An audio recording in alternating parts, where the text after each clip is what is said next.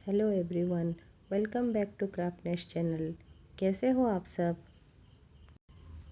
जैसे कि अभी आप लोगों को पता है कि सीज़न चेंज हो रहा है और सर्दियां आने वाली है, तो इसीलिए ना सबकी तबीयतें ख़राब हो रही है।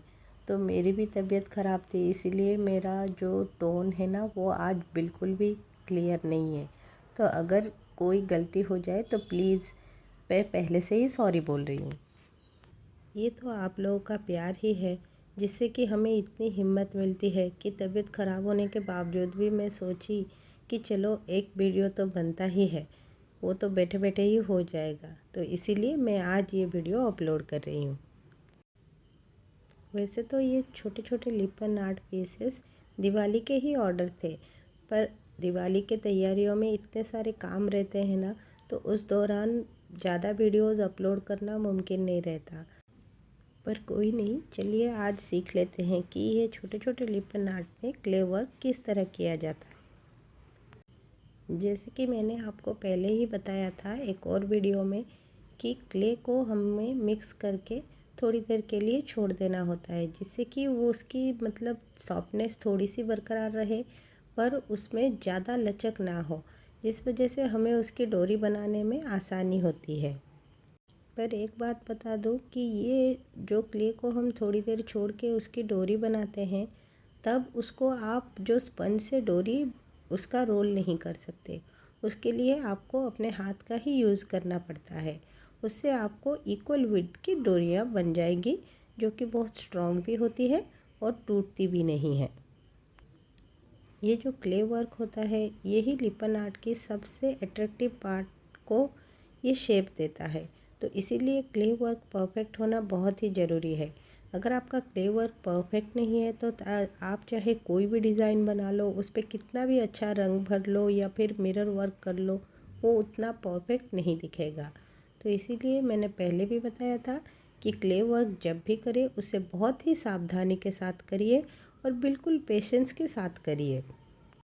क्ले को हम एक साथ मतलब उसका डो बना के नहीं रखते हैं, उसको पार्ट पार्ट में करना पड़ता है, क्योंकि हमें कितना ज़रूरत पड़ेगा वो हमें एग्जैक्टली तो उसका कोई मेज़रमेंट नहीं है। तो इसीलिए अप्रॉक्सीमेट क्वांटिटी के हिसाब से लेके उसको मिक्स करना पड़ता है।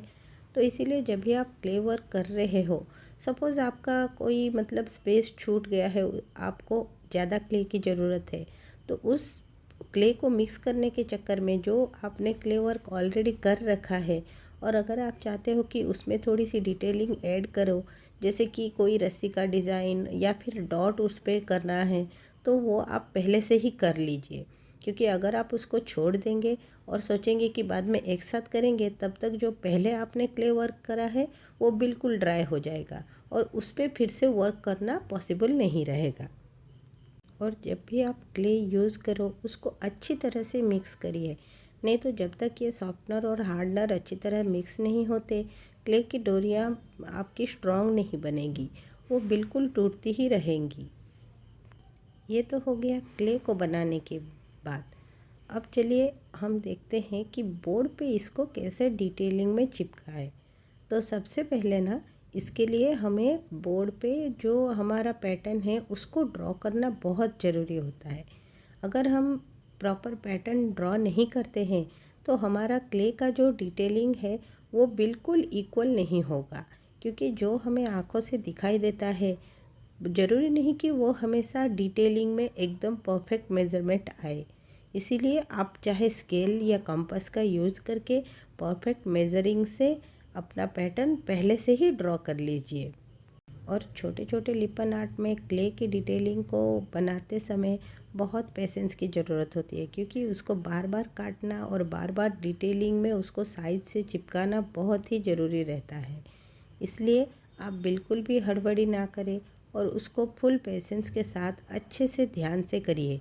एक बार से अगर नहीं होता तो थोड़ी देर छोड़ छोड़ के करिए, पर जब भी आप क्ले वर्क करें उसको बिल्कुल फिनिशिंग के साथ ही करिए। इन चीज़ों का ध्यान रखते हुए अगर आप अब लिपन आर्ट बनाएंगे ना, तो आपका लिपन आर्ट बिल्कुल भी परफेक्ट बनेगा। और जब आप उस पर रंग ऐड करेंगे या फिर मिरर वर्क ऐड करेंगे तो वो बहुत ही फैंटास्टिक दिखेगा। तो जैसे कि आप लोग देख रहे हो कि मेरा क्ले वर्क ऑलमोस्ट कंप्लीट हो चुका है। तो चलिए अब इसमें जेसो ऐड करके इसको छोड़ देते हैं। जिन लोगों को नहीं पता, मैं उन्हें बताना चाहती हूँ कि जेसो एक बेस कोट होता है जो कि हमारे लिपन आर्ट को प्रोटेक्ट भी करता है, और उसके बाद हम इसमें जो डिटेलिंग कलर्स के साथ ऐड करते हैं तो वो कलर्स भी बिल्कुल निखर के आते हैं। तो इसीलिए ये बेस कोट लगाना बहुत ही ज़रूरी है। आप इसको कभी भी स्किप मत कीजिए। अगर आप सिर्फ वाइट कलर का लिपन आर्ट बना रहे हो फिर भी बेस कोट के लिए आप जेसो का ही यूज़ करिए। जेसो सूख जाने के बाद ही उस पर वाइट का पेंट लगाइए। इससे आपके लिपन आर्ट मतलब ज़्यादा दिन के लिए लास्टिंग भी करेंगे और कलर भी बहुत ही ब्यूटीफुल सा निखर के आएगा।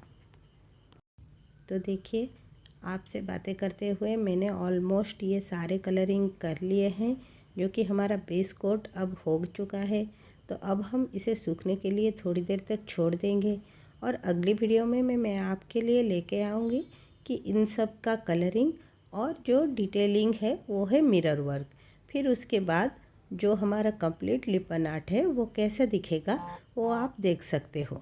तो चलिए जुड़े रहिए मेरे साथ। अगले वीडियो में हम इसका नेक्स्ट पार्ट देखेंगे और फिनिशिंग लुक भी देखेंगे, और मैं आपके साथ शेयर भी करूंगी कि मुझे कस्टमर से क्या फीडबैक आया है।